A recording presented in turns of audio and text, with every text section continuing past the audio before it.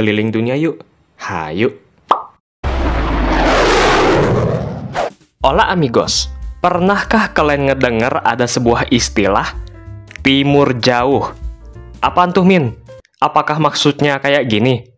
Well, istilah Timur Jauh adalah sebuah istilah geografi yang merujuk pada sebagian dari wilayah benua Asia, tepatnya pada Asia Timur, Asia Utara, dan Asia Tenggara. Terkadang, Asia Selatan pun termasuk. Dari mana istilah ini berasal?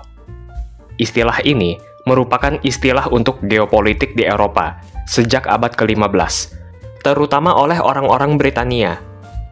Menganggap Timur Jauh sebagai wilayah timur terjauh di antara 3 wilayah timur. Apa? 3? 3 wilayah timur? Yoi, karena ada juga istilah Timur Dekat dan Timur Tengah. Tentunya amigos sering mendengar yang istilah Timur Tengah. Tapi, apa itu Timur Dekat? Pada awalnya, sebelum Perang Dunia Pertama, istilah Timur Dekat itu merujuk pada Kekaisaran Ottoman. Seiring berjalannya waktu, beberapa sumber menyebutkan kalau wilayah Timur Dekat itu sama seperti wilayah Timur Tengah, dengan tambahan Afghanistan. Nah, pada awalnya juga, Timur Tengah itu sebenarnya merujuk pada bagian barat laut Asia Selatan dan Asia Tengah. Dan Timur Jauh dianggap sebagai negara-negara yang berada di antara bagian barat Samudra Pasifik dan bagian timur Samudra Hindia. Cuma ya, seiring berjalannya waktu, istilah-istilah ini kemudian berganti makna. Yes, ternyata, begitulah asal mula 3 istilah timur ini. Beberapa negara di Eropa memberikan istilah yang berbeda, tapi makna atau artinya tetap sama. Misalnya dalam bahasa Spanyol, ada sebutan Extremo Oriente. Dalam bahasa Italia, sebutannya Estremo Oriente. Bahasa Jerman menyebutkan Ferne Osten. Bahasa Norwegia menyebutkan Dat Ferne Osten. Dalam bahasa Belanda disebut Verre Oosten. Kalau kita lihat ya, ada kesamaan yang begitu jelas antara setiap istilah ini. Ada kata-kata yang kurang lebih terdengar mirip, seperti ekstrim dan fair, yang masing-masing artinya adalah ekstrim, dan satunya menyebutkan jauh. Nah, satu kata lagi adalah Orient atau Osten, yang berarti timur. Yoi, kalau digabungin, artinya tetap timur jauh. Uniknya, ada juga istilah Taisi yang artinya barat jauh. Istilah ini sendiri dibuat pada masa dinasti Qing, sekitar abad ke-19 dan awal abad ke-20. Istilah ini sendiri merujuk pada wilayah yang lebih jauh dari negara-negara Arab, atau simpelnya, merujuk pada negara-negara barat, atau Eropa. Tapi ya, Timur Jauh ini bukan cuma bicara soal kondisi geografis. Timur Jauh juga berkaitan dengan budaya. Atau lebih tepat kalau disebut, Timur Jauh juga menjadi istilah yang membedakan budaya Timur dengan budaya Barat. Sebagai buktinya, coba kalian lihat negara Australia dan Selandia Baru. Keduanya nggak termasuk dalam Timur Jauh. Padahal lokasinya lebih jauh lagi daripada negara-negara Asia. Tapi karena lebih didominasi budaya Barat, makanya tidak dikategorikan sebagai Timur Jauh. 2 orang profesor studi Asia Timur di Harvard University yang bernama John K. Fairbank dengan Edwin O. Hirschhauer memberikan komentar terhadap istilah Timur Jauh dan berbagai istilah yang terkait dengan Timur Jauh. Mereka menuliskannya dalam East Asia, The Great Tradition.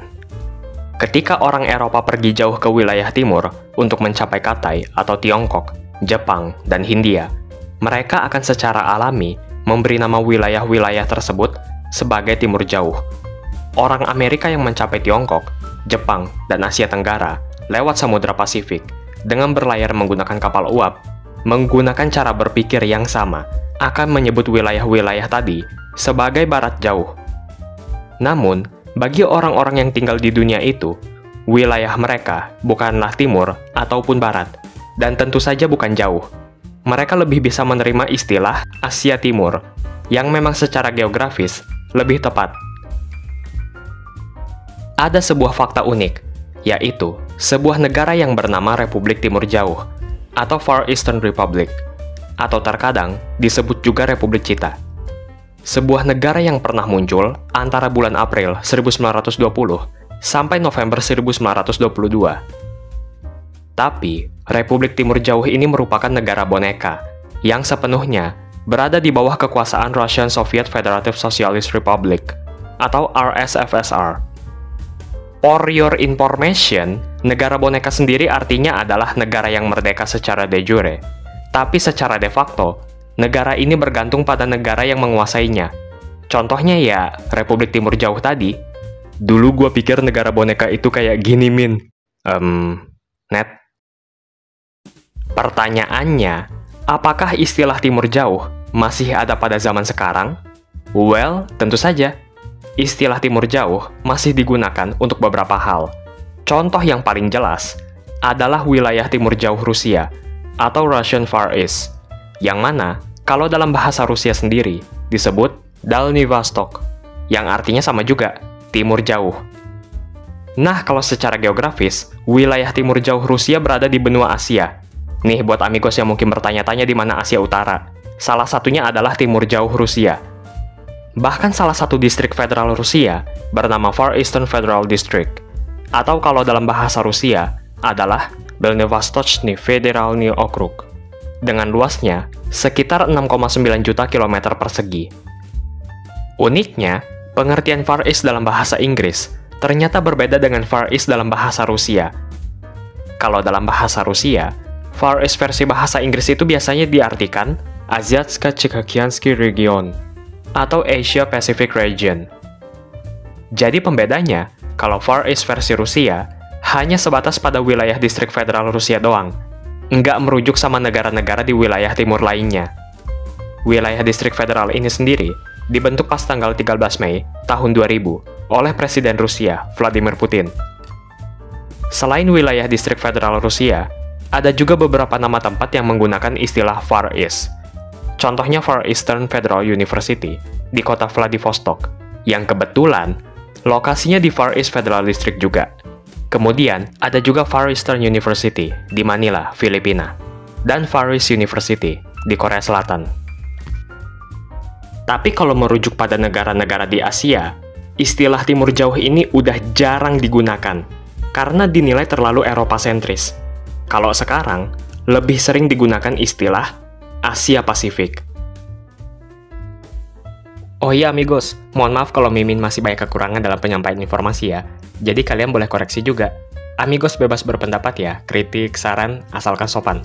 Mungkin ada juga yang kurang berkenan misalnya dengan jokes Mimin. Mudah-mudahan kedepannya Mimin juga bisa lebih baik lagi ya. Kalau ada kritik dan saran, Mimin berterima kasih. Berarti itu semua bentuk perhatian dari kalian semua amigos. Sehat-sehat semuanya.